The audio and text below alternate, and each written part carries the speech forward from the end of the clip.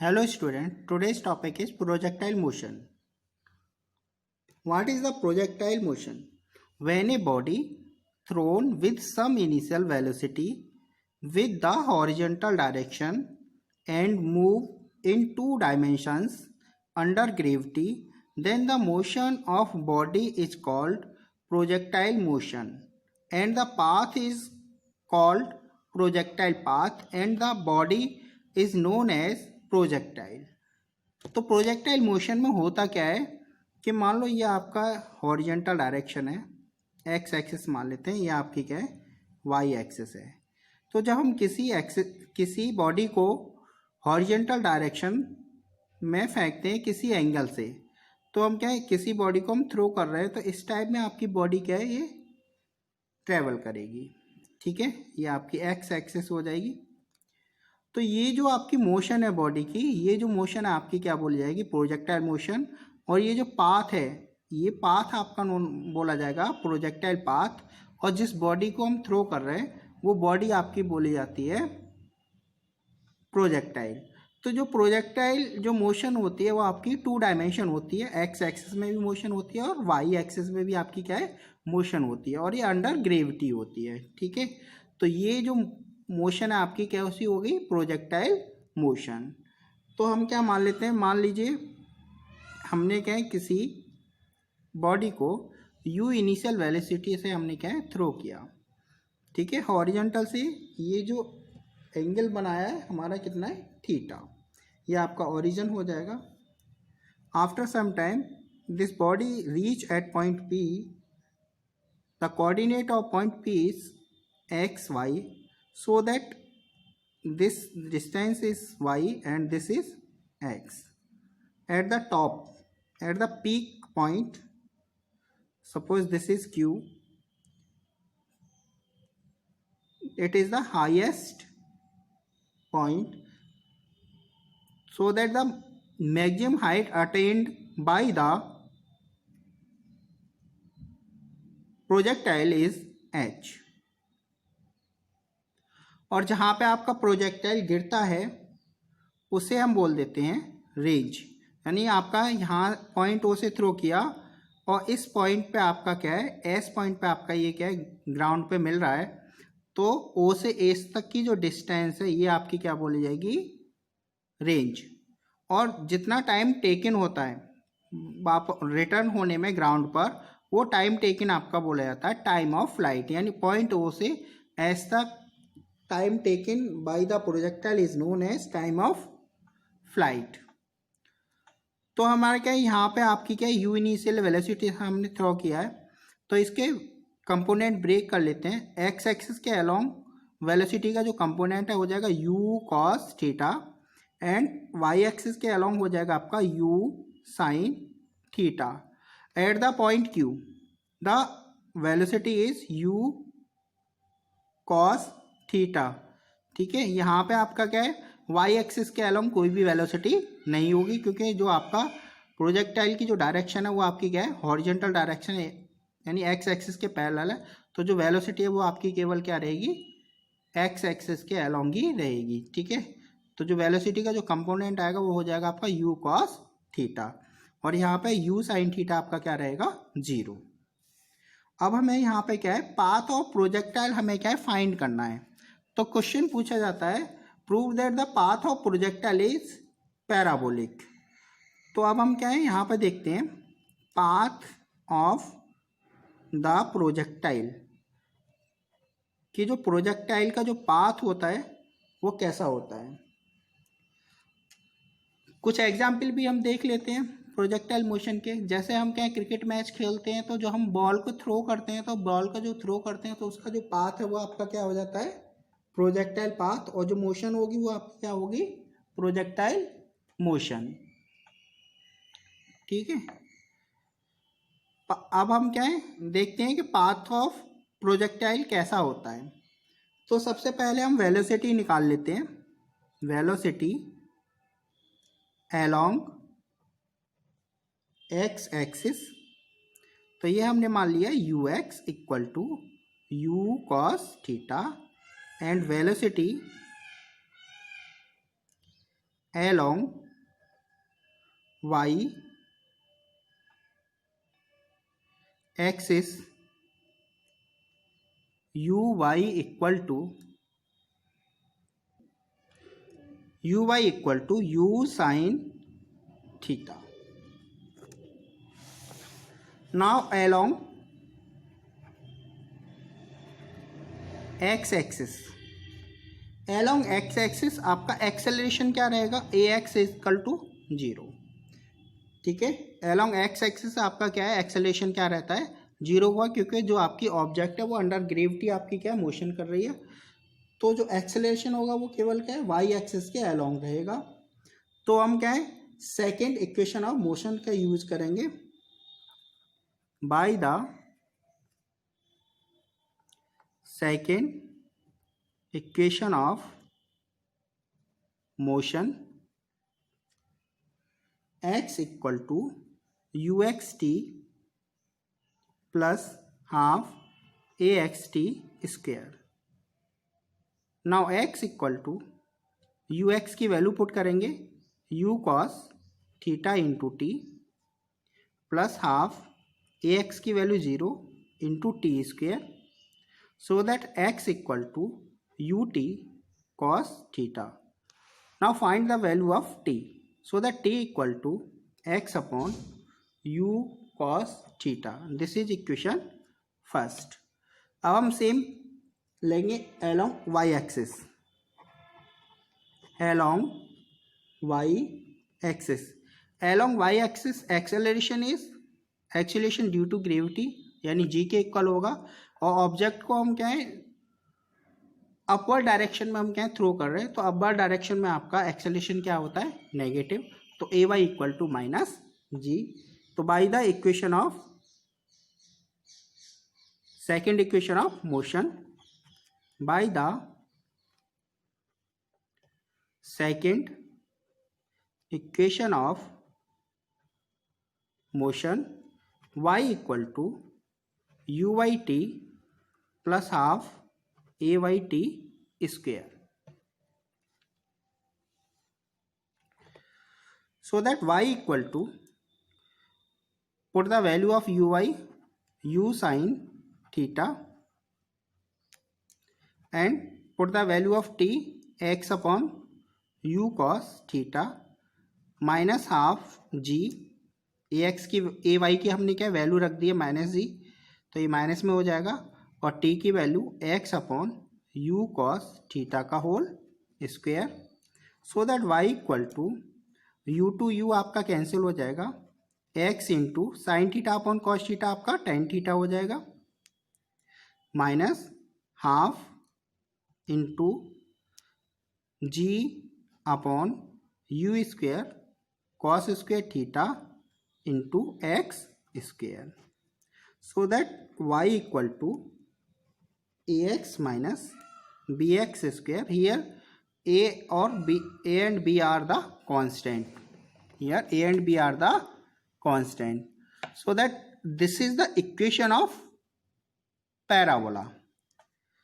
Equation second, equation हम मान लेते हैं थर्ड. ठीक है, तो this is the equation of parabola. So that the path of the projectile is parabolic.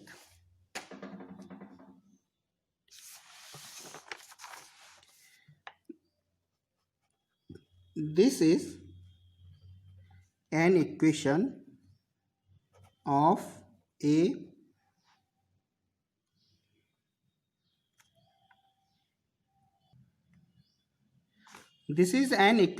a parabola. Hence path of a projectile projected at some angle with the horizontal direction from ground is a parabolic path. This is a important question, कई बार पूछा जाता है, अधिकतर आता रहता है। Next है आपका time of flight. Time of flight, it is time taken by the projectile to return to ground. It is the time taken by the projectile to return to ground। तो प्रोजेक्टाइल को ground पर return होने में जितना time taken होता है वो time taken आपका क्या बोला जाता है, टाइम ऑफ फ्लाइट। और इसको हम कैपिटल टी से क्या डिनोट करते हैं, तो हम लेंगे अलोंग वाई एक्सिस। तो अभी हम क्या है टाइम निकाल लेते हैं, जो time taken to reach the projectile at point Q. तो ओ टू क्यू तक आपका जितना टाइम पहुंचने में लगेगा वो टाइम हम क्या निकाल लेते हैं। तो जितना टाइम ओ टू क्यू लगेगा उतना ही क्यू टू एस तक आपका क्या लगेगा। तो ओ टू क्यू जो टाइम आएगा उसका हम क्या डबल कर देंगे, तो हमें क्या टाइम ऑफ फ्लाइट आपका क्या है फाइंड हो जाएगा। तो along Y axis A Y equal to आपका माइनस जी है, at point Q V Y equal to zero, क्योंकि वाई एक्सिस के अलोंग कोई भी वेलोसिटी नहीं है, तो वहाँ पे वी वाई की वैल्यू क्या है आपकी जीरो रहेगी। तो by the first equation of motion, by the first equation of motion, तो first equation of motion v Y equal to you y plus a Y T.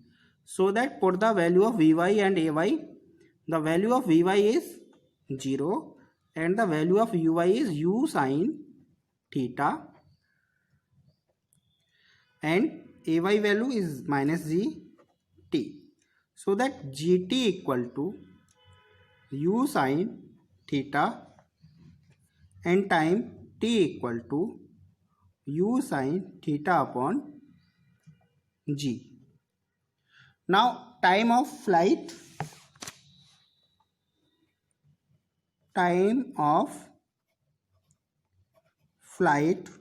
capital T equal to 2 into t, क्योंकि ये जो time taken है आपका O two Q तक है, तो t equal to 2u sine theta upon g. This is the time of flight. Second point is, चलो अब इसमें अभी हम क्या है सेकेंड पॉइंट पे आते हैं। तो second point is maximum height attend. Maximum height attend, it is the greatest height to which a projectile rises above the point of projection। तो ये मैक्सिमम हाइट है आपकी from the ground. By the third equation of motion, by the third equation of motion along y axis, v y square equal to you y square plus 2ay इंटू maximum height is h, put the value of v y is 0 and the value of u y is u sine theta whole square and the value of a y is minus जी, तो minus 2gh, so that 2gh equal to u square sine square theta.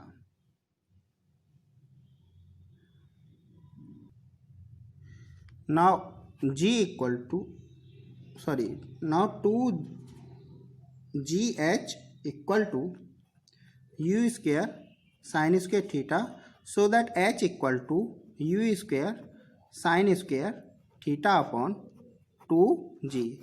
This is the maximum attained height. If the theta equal to 90 degree, if theta equal to 90 degree, then h will be maximum. तो maximum attend height h maximum equal to हो जाएगा u square sine square 90 degree upon 2g, और h maximum equal to u square upon 2g, because the sine 90 value is 1. तो हमने sign 90 की value 1 रखी, 1 का square करेंगे तो 1 ही आएगा, 1 का मल्टीप्लाई u स्क्वायर में करेंगे तो ये u स्क्वायर. तो h मैक्सिमम आपका u square upon 2g. Next है आपका horizontal range. Horizontal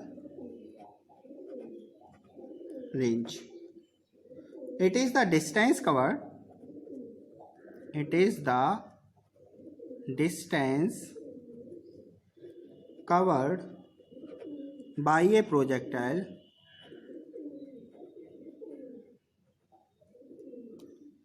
along the horizontal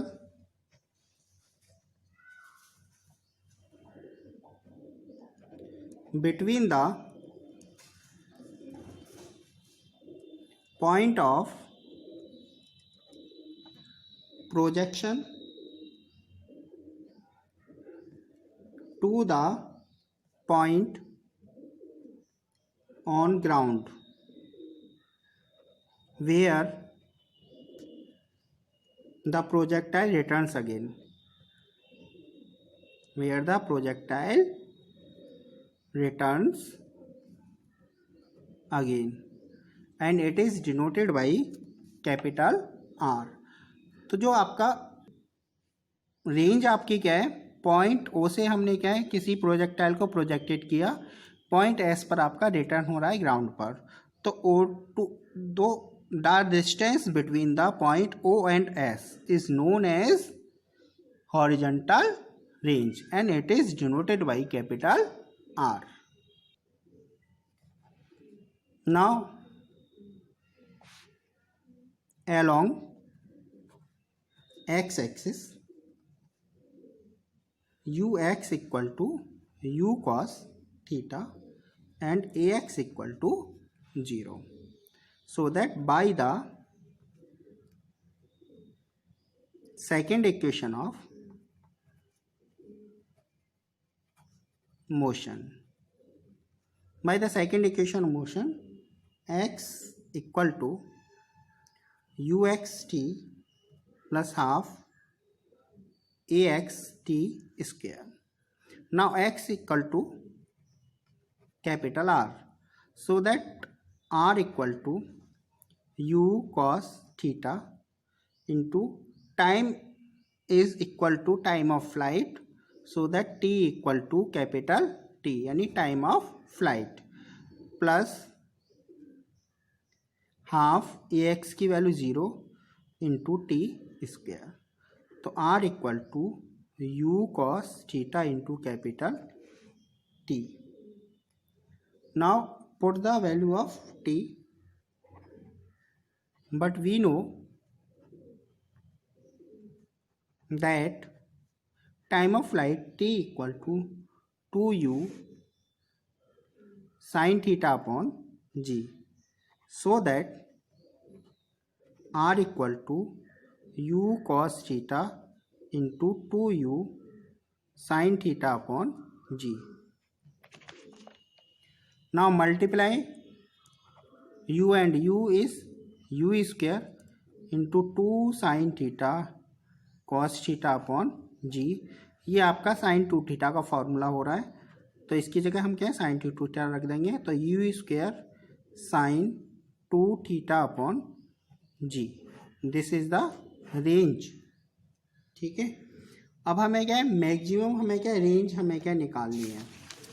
तो मैक्सिमम रेंज निकालने के लिए if theta equal to 45 degree, तो थीटा की वैल्यू है हमारी 45 डिग्री होती है, तो जो हॉरिजेंटल रेंज है वो आपकी क्या होगी, मैक्सिमम होगी।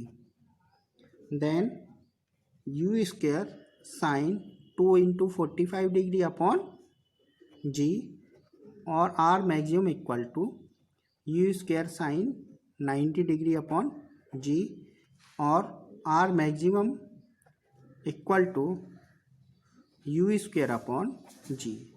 तो यानी हमें क्या है, जैसे हमें क्रिकेट वगैरह खेलते हैं तो हमें ध्यान रखना चाहिए कि यदि हम थ्रो को 45 डिग्री एंगल पर करेंगे, ठीक है, यानी बॉल का जो थ्रो है आपका हॉरिजॉन्टल से 45 डिग्री पर होगा, तो उसकी रेंज क्या रहेगी, ज़्यादा, यानी वो ज़्यादा दूर तक जाएगी।